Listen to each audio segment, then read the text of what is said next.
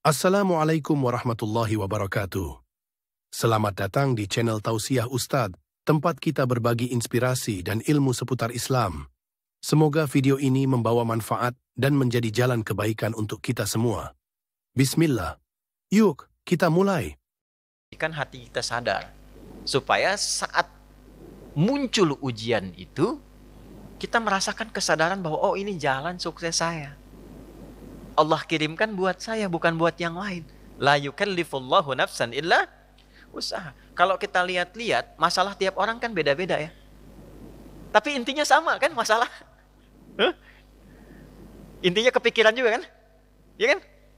Ya, kalau masalah kan nomor 4 ya. Ya kan? Kan berpikir itu ada 4. Ada berpikir, sedikit berpikir, tidak berpikir, pikiranun. Gimana? Masalah itu kan pikiranun kan? Yang dipikirkan kan? Ya semuanya sama, intinya berpikir. Di perusahaan yang besar, yang kecil berpikir. Ya. Yang sedang ujian berpikir. Kadang-kadang sama-sama pusing, pusingnya sama, tapi bentuk ujiannya beda-beda. Yang paling menarik itu, ujiannya beda sesuai kadar kita. Gak mungkin level direktur diuji dengan level pegawai bawah misalnya. Itu mustahil. Tapi sama-sama pusing juga. Ya. Pegawai belum gajian pusing, direktur proyek belum lancar pusing. Pusingnya kan sama kan? Tapi wujud ujiannya beda karena sesuai dengan maslahat kita. Itulah la yukallifullahu nafsan illa. Nah, cara mengatasinya bagaimana? Supaya saat diterima itu ada ketentraman dalam jiwa. Dan ketentraman itu melahirkan kesadaran. Oh, ini kan yang saya minta. Nggak mungkin ujian ini tiba-tiba muncul di hadapan saya kalau saya nggak pernah berdoa. Coba siapa yang pengen kaya, pernah berdoa minta sukses. Terus Allah kasih jalannya, nih lewatin dulu ini. Yang paling aneh kan begini, minta begitu dikabul marah. Kenapa harus saya ya Allah? Kan mana tadi nunggu doa gitu. Kan kamu yang minta tadi, kenapa ketika dikasih bilang kenapa harus saya ya Allah? Ini kan aneh sebetulnya. Ya? Jelas ya? Nah, supaya menghadirkan suasana itu, solusinya apa? Itulah hadiah Isra Mi'raj. Makanya perjalanan Nabi sebelum Isra Mi'raj itu melalui persoalan-persoalan dulu. Supaya sadar hidup itu nggak ada yang lurus terus. Tidak ada yang nyaman terus. Ya, Nabi itu sebelum Isra Mi'raj itu apa peristiwanya? Diganggu di Mekah. Lalu berharap di Taif itu ada pelindung. Karena Taif itu, maaf, secara landscape itu apa ya? Gambaran kotanya itu lebih maju, ekonominya lebih maju, supaya diharapkan orangnya lebih berpendidikan. Jadi begitu datang ke situ disambutnya baik. Ternyata alih-alih baik, nyampe ke Taif, kalau di Mekah dilempar dengan kata-kata, dituduh, dicaci, dimaki. Ke Taif dilempar dengan batu. Nabi terluka, anak angkat beliau terluka juga Zaid. Istirahat, datang malaikat 2 turun. Ya Muhammad ya Rasulullah, kama qala ya Rasulullah, mud yadaika ilas sama, angkat tanganmu minta kepada Allah supaya kami ini diperkenankan mengangkat 2 bukit untuk menghimpit orang-orang yang telah melukaimu ini. Apa jawab Nabi? Perhatikan kalimatnya. La fa innahum qaumun la ya'lamun. Mohon jangan lakukan karena mereka melakukan itu kepadaku karena belum tahu saja tentang aku. Bukan karena benci. Karena belum tahu. Kalau orang belum tahu dia apakan? Diberitahu, bukan dimarahi. Bukan dicaci. Jadi boleh jadi ada yang mencela itu karena belum tahu. Ah, kalau kita tidak merasa harus dicela, ya, dan tidak merasa celaan itu ada pada diri kita, kenapa mesti marah? Jelas ya? Maka apa yang terjadi? Perhatikan doanya. Au kama qala ilahi ila man takiluni a ila qaribin yu'dhini am ila ba'idin yu'limuni fa'ana radin ma lam taghdab alayya wala haula wala quwwata illa billah. Ya Allah, setelah aku bertugas di sini dan dilempari oleh orang-orang di sini, kemana lagi engkau akan perjalankan aku setelah ini? Apakah tempatnya masih dekat dan aku akan dilempari lagi? Ataukah tempatnya jauh dari sini dan aku akan disakiti lagi? Aku ridha dengan itu ya Allah, selama itu perintahmu sepanjang engkau tidak marah kepadaku. Itu poinnya. Tolong garis bawah ini.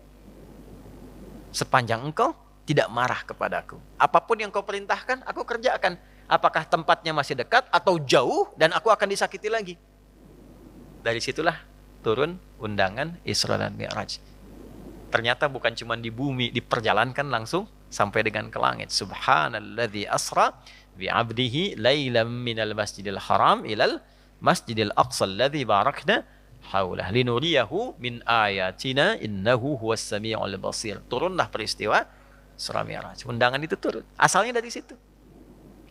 Jadi ketika kita itu sadar bahwa semua apa yang kita alami ini ujian dari Allah untuk membantu kita meningkatkan kualitas hidup, mengabulkan doa kita, disitulah anugerah akan turun. Tapi kalau kita banyak mengeluh, capek. Ya, ini saya kasih gambaran gini. Ibu tahu cacing nggak? Cacing tahu ya? Mas tahu cacing ya? Pak, cacing itu kalau saya punya wajan tuh buat gorengan, panasin. Cacingnya dikesituin tuh. Ya. Kalau belum panas kan dia diam ya. Kalau udah dipanasin dia ngapain? Rungkel-rungkel tuh. Orang Banten rungkel-rungkel. Ya. Ngapain cacingnya? Hah? Gerak-gerak gitu kan? Gede. Kenapa? Panas. Bukan. Bukan karena kepanasan. Karena cacing tidak bisa mengeluh. Aduh, panas. Aduh. Enggak. Dia bergerak mencari solusi. Ya. Ya kan? Pernah nggak dengar cacing? Aduh, nggak pernah kan? Kenapa harus saya? Kenapa? Nggak pernah begitu. Kejamnya, nggak pernah. Ya. Yang dicari solusi. Nah, cacing dihisap tidak? Tidak. Kita dihisap tidak? Cacing tidak dihisap, tapi menjadi umpan untuk makanan kita. Kita yang sering ngumpanin cacing, tapi nggak belajar dari cacing tuh. Kenapa harus selalu ada keluhan? Yo, cicak. Cicak makanannya apa? Nyamuk. Cicak bisa terbang nggak? Nyamuk bisa terbang. Di mana logikanya hewan yang tidak bisa terbang, makanannya terbang? Tuh. Tuh kalau nyamuknya pintar, dia punya akal. Ya, jadi mainan cicak tuh. Cicak, gitu kan? Ya, tapi lihat kuasa Allah tuh. Orang tua kita cuma ngajarin sedikit. Cicak diam-diam datang seekor. Kok datang seekor nyamuk? Bukan cicak mendatangi nyamuk, nyamuknya datang. Siapa yang mendatangkan nyamuk ke cicak itu? Apa pernah cicak mengeluh? Tidak mengeluh. Nah, itu binatang. Nah, yang mau saya katakan, mengembalikan suasana itu, Nabi sudah mengajarkan dari peristiwa Isra Mi'raj. Tidak ada orang bebas dari ujian. Tapi kalau kita menyadari semua datang dari Allah untuk membuat kita lebih berkualitas, satu, dan mengabulkan sesungguhnya apa yang kita mohonkan dalam doa, maka turunlah kemudian kenyamanan. Kalau Nabi karena Rasul, karena Nabi Rasul, mukjizatnya Isra Mi'raj, naik buruk, kita nggak mungkin naik buruk. Odong-odong banyak. Delman banyak, tapi naik buruk mustahil. Ya, karena peristiwanya tidak mungkin berulang, maka hadiahnya diabadikan. Itulah sholat. Itulah sebabnya panggilan sholat itu bersanding dengan hajat. Karena itu sholat disebut dengan hajat. Kebutuhan. Wasta'inu bisabri was sholat. Kalau punya masalah, terima dulu dengan sabar. Dan lakukan sholat.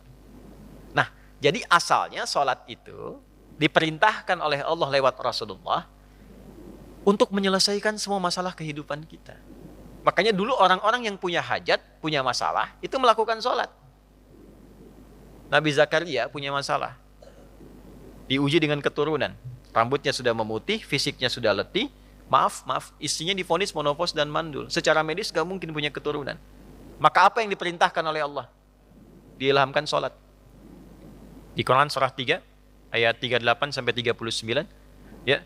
Hunalika da'a Zakaria rabbah qala rabbi habli min ladunka dzurriyyatan thayyibah innaka sami'ud du'a fanadathul malaikatu wa huwa qa'imun yusalli fil mihrab annallaha yubashshiruka bi Yahya.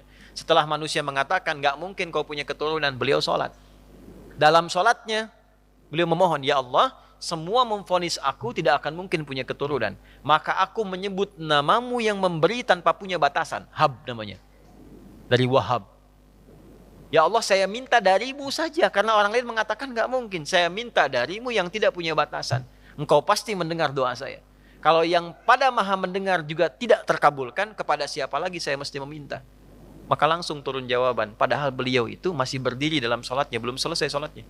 Fanadatul malaikatu, turun malaikat, wa huwa qaimun yusalli fil mihrab. Sedangkan beliau masih berdiri dalam sholatnya. Turunlah berita, disampaikan akan punya anak, namanya langsung dari Allah, Yahya. Nabi Musa sholat. Musa itu sholat. Quran surah 20, Thaha ayat 14. Innani anallahu la ilaha illa ana fa'budni wa aqimis salata li dzikri. Nabi Isa sholat. Quran surah 19 ayat 31 sampai 33. Wa awsani bis shalah. Allah memerintahkan padaku untuk sholat. Nabi Ismail sholat. Quran surah 19 ayat 55. Wa kana ya'muru ahlahu bis shalah. Bahkan Nabi Ismail itu meminta semua keluarganya jangan tinggal sholat, jangan tinggal sholat. Itulah sebabnya kenapa sholat itu menjadi yang paling pokok dalam hidup dan tidak ada alternatifnya sampai meninggal. Kenapa? Karena Allah menginginkan semua masalah kita selesai, tuntas. Saat sholat kita minta, rukuk, sujud, selesai masalahnya. Zakat itu wajib kalau ada kewajibannya berlaku. Sampai nisabnya, keluar zakatnya. Tapi kalau belum sampai batasnya, nggak ada kewajiban zakat. Puasa itu wajibnya kapan? Ramadan. Kalau tidak Ramadan, tidak wajib, kecuali nazar. Ya. Dan saat Ramadan pun kalau nggak mampu, masih bisa diganti. Kalau tidak qadha, fidyah. Haji wajib nggak? Kapan? Bagi yang mampu. Tapi sholat, semua berlaku, berdiri. Nggak bisa berdiri, nggak mampu, duduk. Wa qu'uda. Nggak bisa duduk, berbaring. Nggak mampu berbaring, isyarat. Nggak mampu isyarat, berkedip. Dengan kedipan selama masih sadar. Nggak mampu berkedip, disolatkan. Kan sudah selesai. Ya.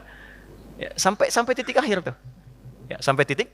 Kenapa? Karena Allah tidak menginginkan semua hambanya siapapun punya masalah yang tidak selesai. Duduk punya masalah, selesai. Berbaring punya masalah, selesai. Itu masalahnya. Dan tidak ada orang hidup yang tidak punya masalah. Ini subuh kan baru berapa menit tadi kita lewat tuh? 30 menitan. Ada nggak yang nggak punya masalah sekarang? Nggak ada. Nanti subuh ke zuhur pasti punya masalah lagi. Kalau sholatnya benar, selesai. Itulah asalnya. Terima kasih sudah menonton. Jangan lupa like, share, dan subscribe untuk mendukung dakwah ini. Sampai jumpa di video berikutnya. Wassalamualaikum warahmatullahi wabarakatuh.